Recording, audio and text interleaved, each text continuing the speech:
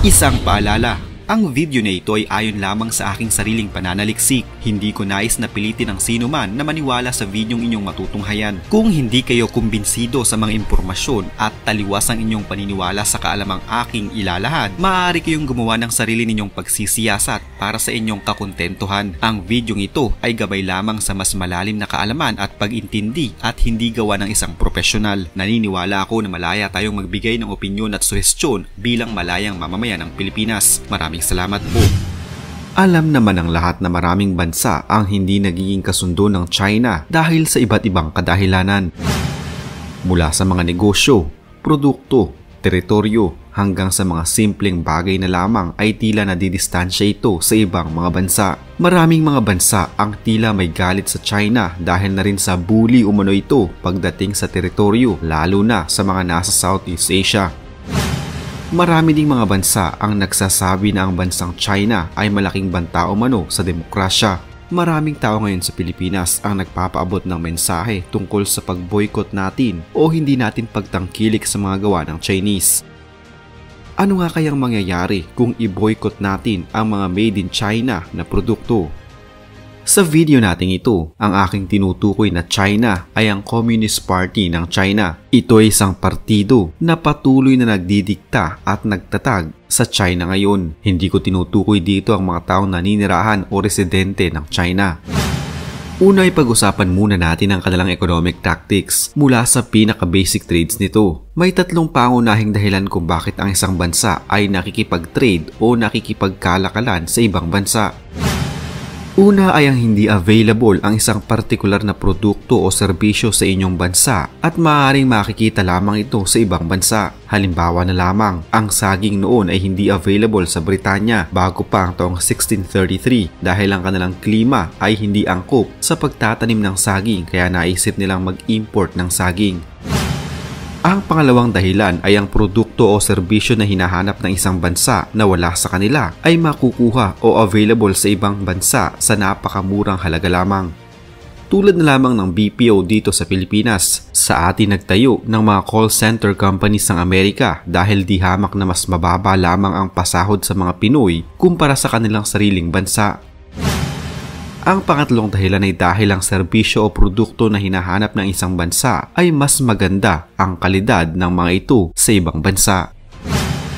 Dahil sa mga ito ay makikita na malaki talaga ang bentahe ng pakikipagkalakalan o pakikipag-trade sa ibang bansa dahil mayroong mapagpipilian ng mga consumers na mura, de kalidad at maraming mga produkto at serbisyo mula sa ibang bansa. Bawat bansa din ay siguradong makikinabang sa kalakalang ito. Pero paano ang mga bansang walang kakayahang mag-export ng kanilang produkto at salat din sa mga natural resources na maaari nilang gamitin upang makapag-export din sila sa ibang mga bansa na kung minsan nagkukulang pa ito para sa kanilang pansariling konsumo? Ang mga bansang ito ay madalas sila pa ang nag-i-import ng mga produkto upang kanilang magamit. Kung mag-i-import lamang sila ay malaking gastos ito sa kanilang bansa at wala silang matatamong kahit na anong insentibo. Sa ganitong pagkakataon, may ilang mga mapagsamantalang mga bansa na tataasan ng buwis na ipapataw sa pag-export nila sa kanilang produkto sa mga bansang nag-i-import at walang kakayahang mag-export. Ito ay ang tinatawag na taripa. Kailangan magbayad ng taripa ang isang bansa bago ma-import ang produkto sa kanila mula sa ibang bansa. Tiyak naman at tiba-tiba ang magiging kita ng bansang nag-e-export ng produkto.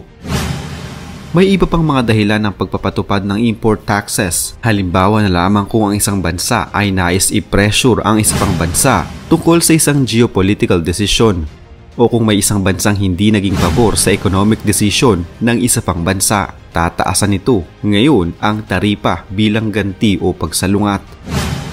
Ngayon itignan naman natin kung paano gamitin sa mali ng China ang pagpataw ng taripa at kalakalan sa ibang mga bansa. Sumapi ang China sa World Trade Organization noong taong 2001. Kasabay nito ay ang pangako ng China na bubuksan nila ang kanilang ekonomiya upang mas mapadali ang kanilang trading sa ibang mga bansa. Pero sa ngayon, mahigit sa 20 taon na ang nakakaraan, ginamit ng China ang pagsapi nito sa WTO sa maling paraan upang sila lamang ang makinabang. Makikita natin ang mga made in China sa napakaraming mga produkto na nasa halos lahat ng bansa sa mundo. ganito kalawak ang narating ng kanilang mga produkto. Pero ang Facebook, YouTube, Google at Amazon ay hindi hinahayaan ng China na makapasok sa kanilang bansa. Kung titignan ay may tuturing itong one-sided trading. Hinayaan ng China na maging madali lamang ang paglabas ng kanilang mga produkto sa kanilang bansa at makapasok ito sa napakaraming mga bansa, subalit pinigilan naman nila ang ibang mga bansa na magpasok sa kanila ng ibang produkto o serbisyo, at ang kanilang mas malalang ginawa dahil sa pinagbawalan nila ang mga ito na makapasok sa kanilang bansa ay kinopya na lamang nila ito at gumawa ng sariling bersyon gamit pa din ang kanilang sariling teknolohiya. Sa ngayon, pinalitan ng China ang YouTube at gumawa ng Youku. Pinalitan ng Amazon at gumawa ng Alibaba. Ang kanilang Google ay Baidu at ang kanilang Facebook ay Weibo. Mahahalata na kinopya ng mga ito ang halos buong konsepto ng mga social media platforms na ito at gumawa sila ng mga clone para lamang mapigilang makinabang ang ibang mga bansa sa kanila. Kahit ano atang lumabas na bagong gamit ay makikita mo din ang clone nito sa China. Mapag-gadgets man yan hanggang gamit sa bahay ay meron silang copycat. Sa totoo lang ay hindi tama ang pangungopyang ito, subalit ang diktador ng gobyerno ng China ay hinayaan lamang ang mga kumpanya sa kanilang bansa na gumaya ng mga produkto at pinoprotektahan pa sila ng gobyerno. Pangalawa sa mga armas ng China upang umibabaw ay ang tinatawag na economic dumping. Ito ay ang pag-e-export nila ng kanilang sariling gawang produkto sa napakamurang halaga na nakakaengganyo naman sa ibang mga bansa at tatangkilikin ito upang mapagkakitaan. Siyempre, sa mga negosyante na nais talagang kumita, kukuha sila ng produktong ibebenta mula sa napakamurang halaga lamang. At sino ang makikinabang noon kundi ang bansang China? Kaya nga nariyan ang Divisoria, Baclaran, Shopee, Lazada at kung ano-ano pang mga tindahan na nagtitinda ng kung ano-ano mga produkto mula sa China, at ang mas malala pa dito ay matatalo ang ating mga lokal na produkto. Sa dami ng mga masasamang bagay na ginagawa ng China sa Pilipinas, bakit ba hindi pa rin natin binoboykot ang mga produkto nila? Hindi na dapat ipagpatuloy ng Pilipinas ang pagsuporta sa ekonomiya ng bansang China kung saan ay ginagamit ang resources nila para ibuli tayo at ang ibang mga bansa. Maraming kampanya ang isinagawa sa iba't ibang panig ng mundo para ipanawagan ang pagboykot sa mga gawaing China. Madalas itinuturo ang dahilan sa di umano'y mababang kalidad ng mga produkto o ang ibang tawag ng ilan ay made in China.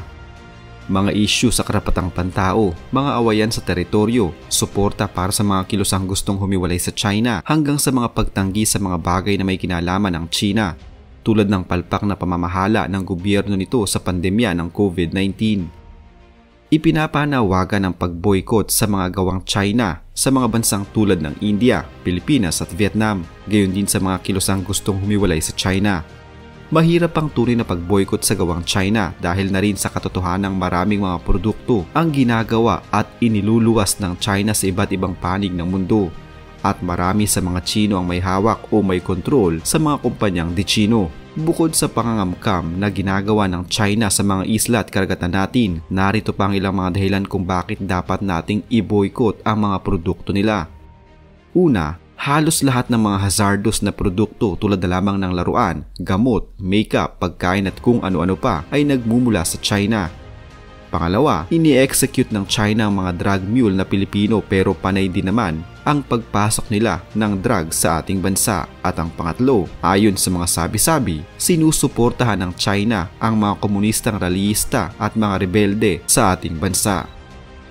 Kung iboboykot natin ang mga produktong China, narito ang mga bagay na maaaring mangyari para sa magandang maidudulot nito sa Pilipinas.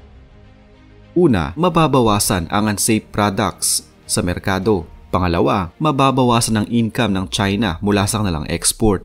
Pangatlo, less income ng China, less military funds. Pang-apat, magiging mas masigla ang ekonomiya ng mga lokal na produkto kapag made in the Philippines ang binili. Panglima, mababawasan ang unemployment kapag naging mas maunlad ang mga lokal nating negosyante. Pang-anim, mas maunlad na local business means more employment and more purchasing power para sa mga mamamayan. Pang-pito, more purchasing power, more healthy economy. Pang-walo, more healthy economy, more business opportunities for small entrepreneurs. Pang-9, more entrepreneurs, more government income. At ang pang-10, more government income, more benefit for Pinoys. Para naman sa mga hindi magandang maidudulot nito sa Pilipinas, mababawasan ang mga murang pirated na produkto sa ating bansa. Hihina ang kita ng mga online seller na kadalasan sa kanilang mga produkto ay mula sa bansang China. Mahirap sigurong ipatupad ang panukalang ito sa buong Pilipinas, pero kahit man lang sana ang lahat ng government offices at agencies lang muna ang gumawa nito. As an example, para sa lahat ng mamamayang Pilipino ay ayos na din. Kung ikaw Paps ang tatanungin, pabor ka ba na i-boycott ang mga produkto ng China? Huwag kalimutang mag-iwan ng inyong matalinong opinion sa comment section sa ibaba ng video ito. Salamat po! Isa na namang kwento ng pagbabalik tanaw sa kasaysayan ang naitampok natin ngayon. Huwag kalimutang i-like ang video ito at mag-iwan ng komento sa ibaba ng mga nais nyo pang malamang kwentong kasaysayan sa Pilipinas.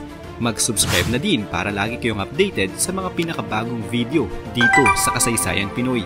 Magandang araw po at mabuhay ang bansang Pilipinas!